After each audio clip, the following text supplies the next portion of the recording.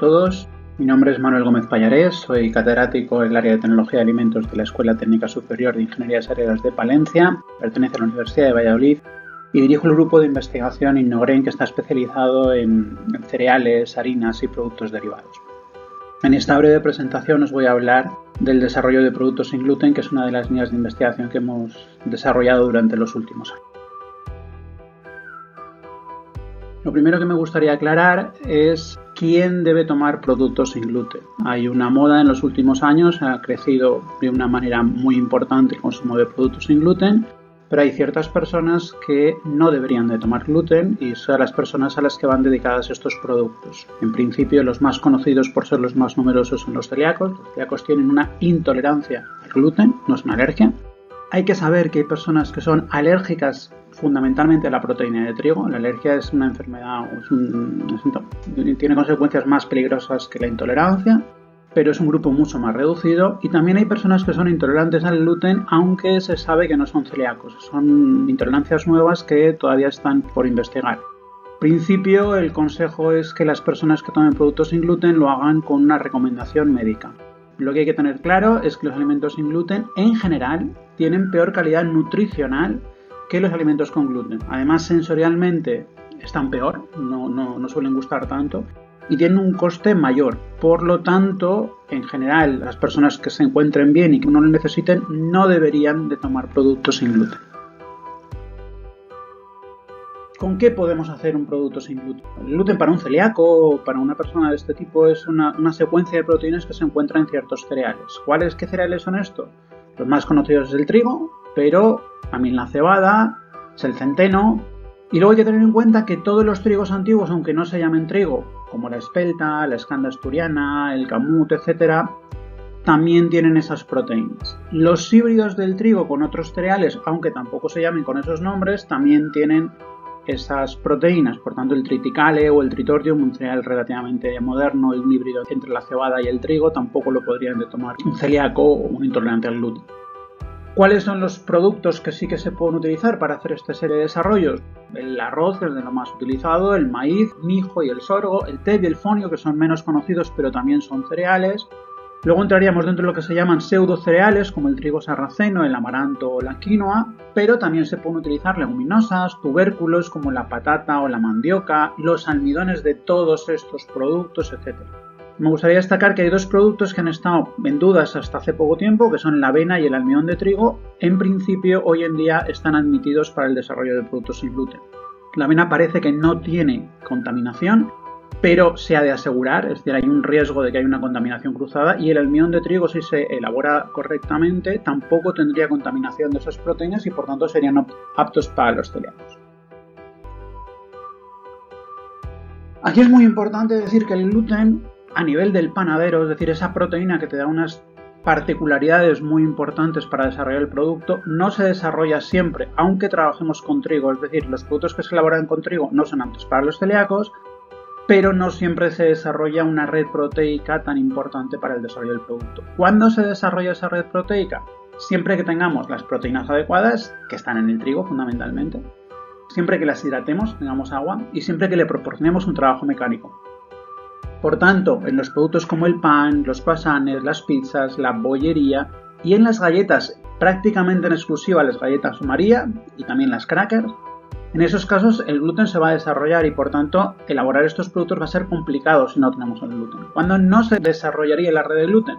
Bueno, en todos aquellos productos en los que no le demos trabajo mecánico porque tenemos una masa muy líquida, como puede ser un bizcocho, como puede ser un barquillo, como puede ser un crepe, un gofre, o en aquellos que no le demos trabajo mecánico porque no amasamos mucho tiempo, como puede ser el caso de una galleta rotativa, o en aquellos casos en los que sometamos a un calentamiento muy fuerte las proteínas, como el caso de los churros, que se elaboran con agua hirviendo, y por tanto desnaturalizamos esa red proteica. Si queremos hacer un producto sin gluten, tenemos que pensar que en la harina el principal componente es el almidón, ¿vale? Por tanto, tenemos que tener una base almidonosa para cualquier tipo de producto. ¿Cuál es esa base almidonosa? Bueno, la realidad en el mundo de la panificación es que la gran mayoría de productos utilizan almidón de maíz. Un 62% lo utilizan, seguidos de la harina de arroz. En tercer lugar es el almidón de patata el que se utiliza. Aquí hay que decir que el almidón de maíz sería nutricionalmente el peor de los componentes, pero que nos da mucho volumen.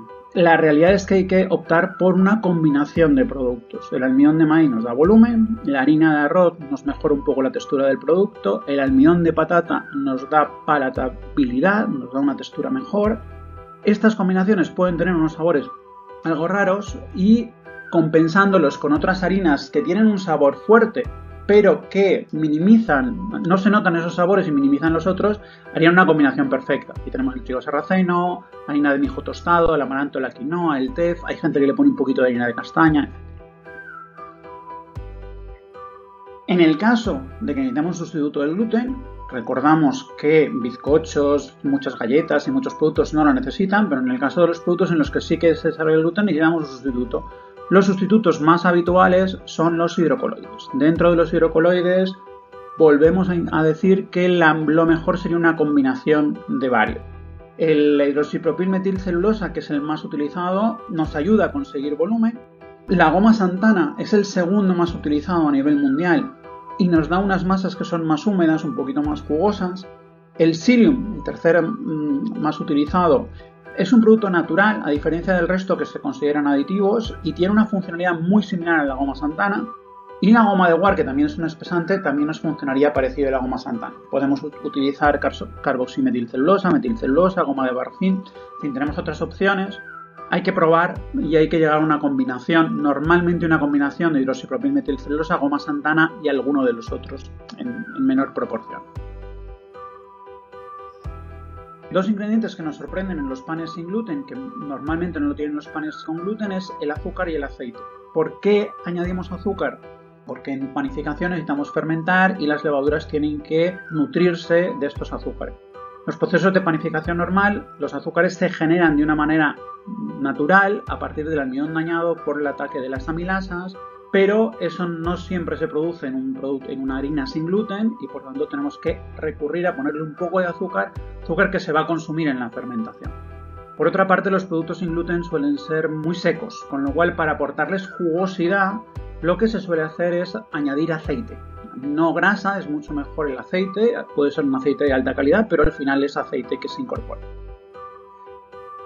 Además de eso podemos incorporarle fibra o podemos incorporarle proteína, normalmente por motivos nutricionales, para mejorar nutricionalmente estos productos, pero si vemos aquí a la izquierda vemos la adición de proteína y vemos que influye mucho en la hidratación óptima y el tipo de proteína y la cantidad de proteína que le pongamos nos va a hacer que tengamos que ponerle más o menos agua a esos productos y en la foto de la derecha vemos distintas fibras añadidas a un 10% y vemos que el efecto sobre el producto final es muy diferente y también hay que tenerlo en cuenta.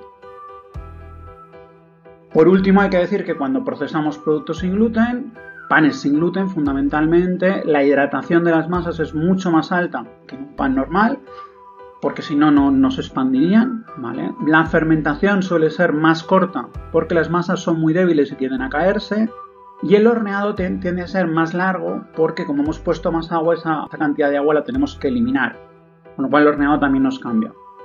Por último, hay que decir que la mayoría de estos panes se congelan bastante bien y para darle vida útil, ya que son productos que no se consumen de una manera tan habitual como los panes normales, una práctica muy aconsejable es la congelación. Espero que os haya sido de utilidad. Cátedra IPA. Aquí puedes consultar nuestros datos de contacto.